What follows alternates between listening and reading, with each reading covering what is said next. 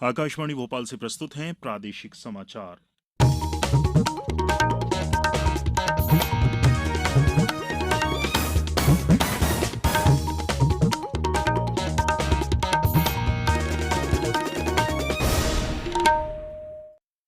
नमस्कार। समाचारों के साथ मैं राशिद अहमद खान। सबसे पहले मुख्य समाचार। प्रधानमंत्री नरेंद्र मोदी ने एशियाई खेलों में भाग लेने वाले खिलाड़ियों से की मुलाकात। कहा, जो आज तक नहीं हुआ वो आपने संभव कर दिखाया। मुख्य निर्वाचन पदाधिकारी ने कहा, आचार संहिता का सख्ती से होगा पालन। श्राद्ध पक्ष के बाद आएगी कांग्रेस की पहली सूची। और विश्व मानसिक स्वास्थ्य दिवस पर प्रदेश में हुए जागरूकता कार्यक्रम, सकारात्मक बदलाव पर दिया गया जोर। अब समाचार विस्तार से। प्रधानमंत्री नरेंद्र मोदी ने कहा है कि एशियाई खेलों में भारतीय एथलीटों का उत्कृष्ट प्रदर्शन उनकी सच्ची खेल भावना का बेहतरीन उदाहरण है। आज नई दिल्ली में एशियाई खेलों में हिस्सा लेने वाले भारतीय खिलाड़ियों के दल से बातचीत करते हुए प्रधानमंत्री ने कहा कि खिलाड़ियों की कड़ी मेहनत और उपलब्धियों से पूरे देश में जश्न का माहौल है। उन्होंने कहा कि यह एशियाई खेलों में भारत का अब तक का सर्वश्रेष्ठ प्रदर्शन है। प्रधानमंत्री ने कहा कि भारतीय खिलाड़ियों ने इतिहास रचा है और मुझे इस बात की खुशी है कि हम सही रास्ते पर आगे बढ़ रहे हैं। श्री मोदी ने कहा कि इन खिलाड़ियों ने आने वाली पीढ़ियों का मार्ग प्रशस्त किया है। एशियाई खेलों में उत्कृष्ट प्रदर्शन से ओलंपिक में हमारे एथलीटों का आत्मविश्वास बढ़ेगा। एशियाई खेलों में महिला एथलीटों के प्रदर्शन की सराहना करते हुए श्री मोदी ने कहा कि भारत की नारी शक्ति ने अनुकरणीय प्रदर्शन किया है। मुझे इस बात का भी गर्व है कि हमारी नारी शक्ति ने इन खेलों में जबरदस्त प्रदर्शन किया। जिस जज्बे के साथ हमारी महिला खिलाड़ियों ने अपना प्रदर्शन किया, वो बताता है कि भारत की बेटियों का सामर्थ्य क्या है। भारत ने एशियन गेम्स में जितने मेडल जीते हैं, उनमें से आधे से ज्यादा हमारी फीमेल एथलीट्स ने जीते। बल्कि इस ऐतिहासिक सफलता का शुभारंभ भी हमारी महिला क्रिकेट टीम ने ही किया था। बॉक्सिंग में बेटियों ने सबसे ज्यादा मेडल जीते। ट्रैक एंड फील्ड्स में तो ऐसा लग रहा था कि जैसे हमारी बेटियां सबसे आगे निकलने के लिए ही उतरी है, जैसे तय करके आई है। भारत की बेटियां नंबर 1 से कम में मानने को तैयार नहीं है। भारतीय एथलीटों के दल को संबोधित करते हुए केंद्रीय खेल मंत्री अनुराग ठाकुर ने कहा कि हमारे खिलाड़ियों ने मेहनत में कोई कमी नहीं छोड़ी है और अब की बार 100 पार करने का काम किया है। जो आज तक नहीं हुआ वो संभव कर दिखाया है। आज नया भारत नई सोच के साथ नए कीर्तिमान स्थापित करने निकला है। प्रदेश में चुनाव के ऐलान के साथ ही आचार संहिता लागू हो गई और इसका सख्ती से पालन भी किया जा रहा है। मुख्य निर्वाचन पदाधिकारी अनुपम राजन ने मीडिया को संबोधित करते हुए सभी राजनीतिक दलों से आचार संहिता का पालन करने की अपील की। कोई भी मंत्री अपने गवर्नमेंट दौरे के साथ इलेक्शन दौरा कंबाइन नहीं करेगा और न गवर्नमेंट मशीनरी का उपयोग करेगा। गवर्नमेंट ट्रांसपोर्ट जिसमें एयरक्राफ्ट भी शामिल है उसका उपयोग नहीं करेगा। जो पब्लिक प्लेसेस हैं, मैदान हैं और इस तरह के स्थान हैं, उस पे किसी की मोनोपोली नहीं होगी। मतलब उसका सभी को समान रूप से उसका वितरण किया जाएगा। राज्य के खर्चे पे कोई भी विज्ञापन जारी नहीं किया जाएगा। मंत्री या कोई भी अथॉरिटी किसी प्रकार की स्वीकृति, स्वेच्छानुदान जो होता है डिस्क्रिशनरी फंड से कोई भी स्वीकृति जारी नहीं करेंगे।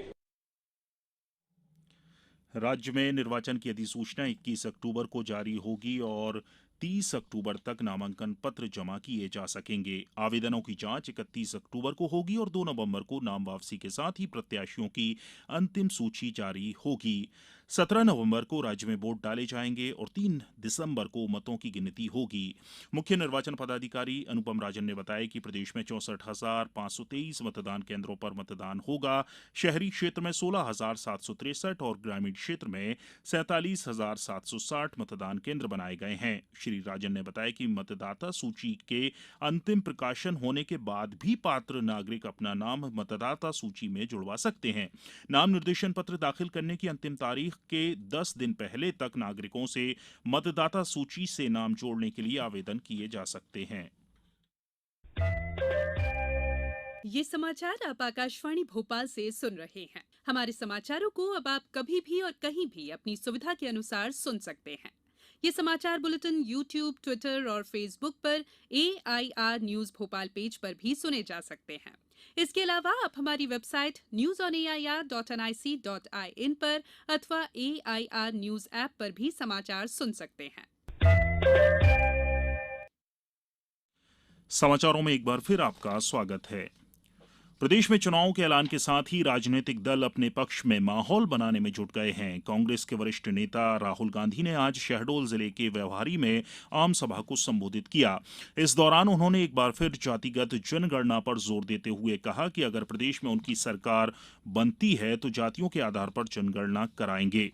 उन्होंने कहा कि कांग्रेस की सरकार बनी तो तेंदुपत्ता संग्राहकों को 4,000 प्रति मानक बोरा की दर से भुगतान किया जाएगा। वहीं महिलाओं को हर महीने 1,500 रुपए मिलेंगे।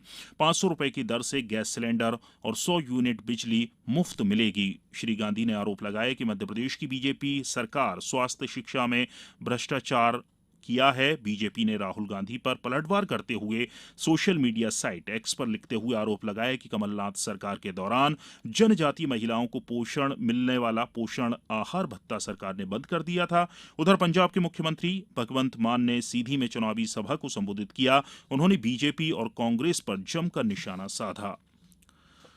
प्रदेश कांग्रेस अध्यक्ष कमलनाथ ने कहा है कि श्राद्ध पक्ष के बाद पार्टी प्रत्याशियों की पहली सूची जारी की जाएगी। वे आज शहडोल जिले के व्यवहारी में राहुल गांधी की सभा के बाद मीडिया को संबोधित कर रहे थे। उधर भाजपा के बाद आज कल बहुजन समाज पार्टी ने 26 उम्मीदवारों की तीसरी सूची जारी की। इसमें पथरिया से पार्टी की विधायक रामबाई को दोबारा टिकट दिया गया है। वहीं चित्रकूट में भाजपा छोड़कर बसपा में शामिल होने वाले सुभाष शर्मा पर भरोसा जताया है। जौरा सीट से पूर्व विधायक सोनेराम कुशवाहा, सवलगढ़ से सोनेराम धाकड़, भांडेर से राजू चौधरी, अंबाज से डॉक्टर रामवरण सिंह, खरगापुर से हृदय कुशवाहा, राजनगर सीट से घासीराम पटेल, छतरपुर सीट से डीलमणि सिंह, विजयपुरी से महेश कुशवाहा, विजावर सीट से महेंद्र गुप्ता, मनगवा सीट से रामायण साकेत को प्रत्याशी बनाया गया है। विधानसभा निर्वाचन को ध्यान में रखते हुए अनूपपुर जिला प्रशासन द्वारा जिले के बॉर्डर एरिया में चेक पोस्ट स्थापित किए गए हैं, जहां प्रशासन के अमले द्वारा सघन व प्रभावी जांच की कार्रवाई की जा रही है। हमारे संवाददाता ने बताया है कि कार्यपालक मजिस्ट्रेट के नेतृत्व वाली FST टीम रामनगर द्वारा चेकिंग के दौरान मध्य प्रदेश छत्तीसगढ़ राज्य की सीमा के रामनगर चेक पोस्ट में 2 पहिया वाहन से 2 अलग अलग लोगों से 4,35,340 रुपए नगद राशि बरामद की गई है। आज विश्व मानसिक स्वास्थ्य दिवस है। मानसिक स्वास्थ्य के बारे में जागरूकता बढ़ाने और सकारात्मक बदलाव को बढ़ावा देने के लिए यह हर साल 10 अक्टूबर को मनाया जाता है। इस वर्ष का विषय है मानसिक स्वास्थ्य एक सार्वभौमिक मानव अधिकार। इसका उद्देश्य ज्ञान में सुधार करना और ऐसे कार्यों को आगे बढ़ाना है जो सार्वभौमिक मानव अधिकार के रूप में सभी के मानसिक स्वास्थ्य की रक्षा करें। प्रदेश में भी कई जगहों पर जागरूकता कार्यक्रम आयोजित किए गए। अब कुछ समाचार संक्षेप में। अशोकनगर में शासकीय उपक्रमों, सहकारी संस्थाओं आदि के वाहनों का उपयोग जन प्रतिनिधियों के लिए स्वतंत्र एवं निष्पक्ष निर्वाचन के उद्देश्य से पूर्णतः वर्जित किया गया है। छिंदवाड़ा कलेक्टर एवं जिलाधिकारी मनोज पुष्प और पुलिस अधीक्षक विनायक वर्मा द्वारा पुलिस बल के साथ 3 विधानसभा के अंतर्गत विभिन्न क्षेत्रों में फ्लैग मार्च किया गया। सतना जिले के निर्वाचन संचालन के सभी प्रकोष्ठों के नोडल अधिकारी और सहायक नोडल अधिकारियों की बैठक आज कलेक्ट्रेट सभाकक्ष में जिला निर्वाचन अधिकारी अनुराग वर्मा की अध्यक्षता में आयोजित की गई। नीमच पुलिस अधीक्षक अमित कुमार तोलानी ने कहा है कि स्कूलों में जूडो जैसी कलाओं को प्राथमिकता दी जानी चाहिए ताकि बच्चों में आत्मविश्वास और आत्मरक्षा के भाव उत्पन्न हों। अंत में मुख्य समाचार एक बार फिर। प्रधानमंत्री नरेंद्र मोदी ने एशियाई खेलों में भाग लेने वाले खिलाड़ियों से की मुलाकात। कहा, जो आज तक नहीं हुआ वो आपने संभव कर दिखाया। मुख्य निर्वाचन पदाधिकारी ने कहा, आचार संहिता का सख्ती से होगा पालन। श्राद्ध पक्ष के बाद आएगी मध्य प्रदेश में कांग्रेस की पहली सूची। और विश्व मानसिक स्वास्थ्य दिवस पर प्रदेश में भी जागरूकता कार्यक्रम हुए। सकारात्मक बदलाव पर दिया गया जोर। इस बुलेटिन में इतना ही। नमस्कार।